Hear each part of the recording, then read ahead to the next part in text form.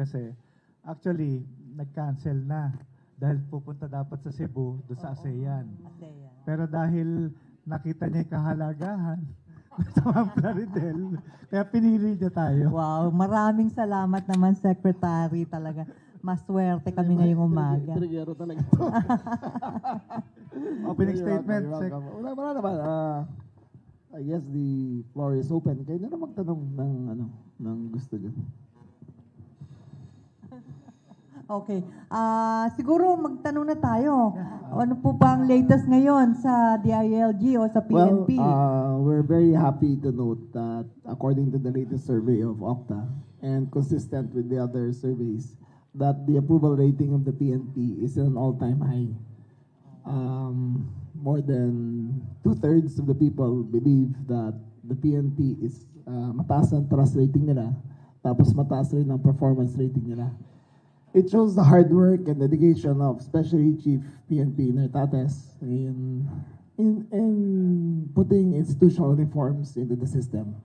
Yung mga bago ko pumasok kasi ng DILG, may isang big time nagsabi sa akin, sabi niya, there is no organized crime syndicate in the Philippines except the PNP. And I wanted to prove him wrong. So, lahat ng Cotton Cups, lahat ng Ninja Cups, lahat ng KFR, lahat ng Tokhang, tinigil namin lahat yun. Lahat yun. Kaya, pero may other side yun. Gumawa kami ng Safer Cities Initiative na yung mga bawal nagiinuman sa kalye, bawal lang nagkakaraoke hanggang lagpas ng 10 p.m., bawal lang walang t-shirt, bawal lang mga minors na kalabas. But in so doing, crime has reduced by 30 to 40% and up to 80% in some areas. Rape is down by 80%. Physical injuries is down by 60%. Theft is down by 30%. Ang daming metrics ng crime, bumaba bigla. With simple initiatives lang na ginawa namin. So, I'm very proud of that. But there's still so much to be done. DFP, DJNT, local government, at slowly we're moving forward sa ginagawa natin. Sec, yun nga, no, napansin ko, bumaba yung crime index almost, lahat Tapos, tumaas pa yung rating ng kaya may correlation siya.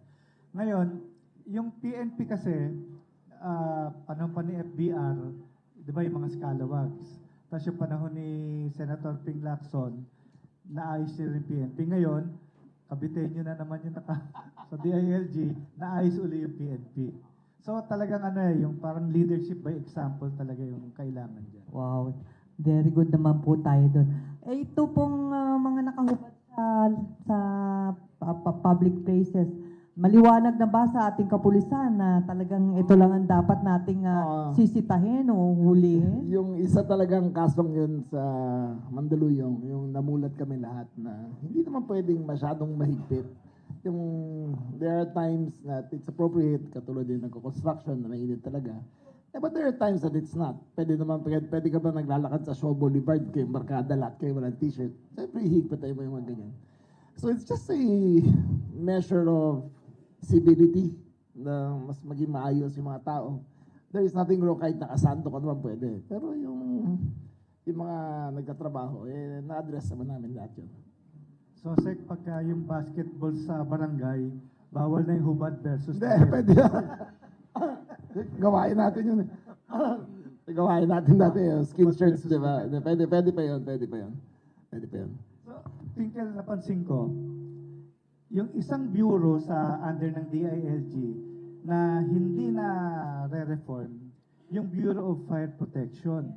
Ang dami ng reklamo ng mga business establishment, bibili ng fire extinguisher sa DIY na worth 600. Yes. At Biglang merong fire officer na mag-i-inspect, hindi pwede yun. extinguisher. Ito po yung official na 6,000. Yung kulay green. So, natuwa nga ako nung biglang inano ni Sec John Vic yung BFP. Pakikwento nga paano natin natisod yung mga racket dyan at yung reforma ngayon na ginagawa sa Bureau of Fire Protection. Unbelievable. Kung merong organized crime syndicate, yun yung BFP. biro mo nung may statistics kami. Yung fire truck ng 2015, 5 million. One spec. Pagdating ng 2018, naging 10 million. Exactly the same, ha? Pagdating ng 2021, naging 15 million. Diba? 200% escalation ng price for the same unit. Diba? Nung umupo ako, mga 1 month into the job pa lang, bigla nang may bumulong sa tropa ko, basta sa mga hindi ko matanggihan. Pakisabi kay Sec na may 1.5 billion siya sa kada truck. Sabi ko, doon lang naman, sabi ko, ganun pala yun. Diba? Inimbestigahan ko na sila ngayon. Inimbestigahan ko ang back, inimbestigahan ko ang pricing, commercial pricing versus government pricing. Tinignan ko yung proseso.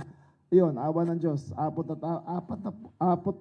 Mga 49 officials ng BFP, buong back, buong directorate, lahat yan, kinasuhan ko na sa ombudsman.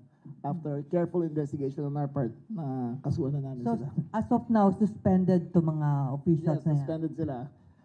Magaling si bagong director Quan Chu, na marami siyang ayos.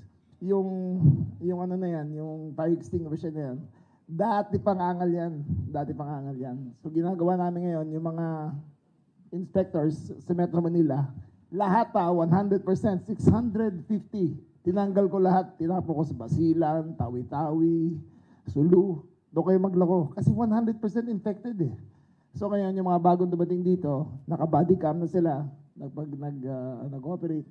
Tapos kung may complaint, mabilis kami nag-act agad. Since then, another 4 na huli namin. So, slowly nadidismantle na namin yung sistema nila. Parang sindikato na rin talaga yan, sir. Sindikato talaga sila. Sindikato na talaga. Tsaka hindi napapansin yan. Actually, pag may sunog nga, pagka nag-abot ka raw sa fireman, yung babasain yung Yes. bahay mo hanggat para hindi madilaan ng Oo. apoy. Mm. Ano yan sa ground na yan. Oo. Saan ka nakarinig? Sasali ka ng BFP. Ang entry fee mo, 800,000. 800,000. 200,000 to 800,000. Ang directive ko ngayon sa lahat ng regional directors, basta qualified, live Facebook, bubunutin yung pangalan. Sasabihin ko sino tanggap. Para wala nang masabi, wala nang under the table. Transparent na yung Transparent na. Yung mga na-i-assign ninyo sa matilayong lugar, nababantayan nyo ba kilos yan? Baka doon naman lumaraket ngayon. Wala sila mararakit doon. walang sunog sa basilan. Yung dinadala ko sa lugar na walang action. Diba? Doon muna sila, palamig muna sila doon. Okay. Mapunta naman tayo, Sec, sa PNPA hazing incidents. Meron pa ba ngayon? Merong mga Well, we put reforms in place. We're changing the curriculum. Primary, ginawa namin, wala nang access ang seniors sa mga junior classmen nila sa gabi. Outside of the classroom, pagbalik sa barracks, may nakabantay na. So, anong nangyari kasi yung upperclassmen, sila yung nagbuhos ng acid sa likod ng mga junior nila eh. So ngayon, bawal na ngayon. Pangalawa, we are shifting the PNP from the PMA model of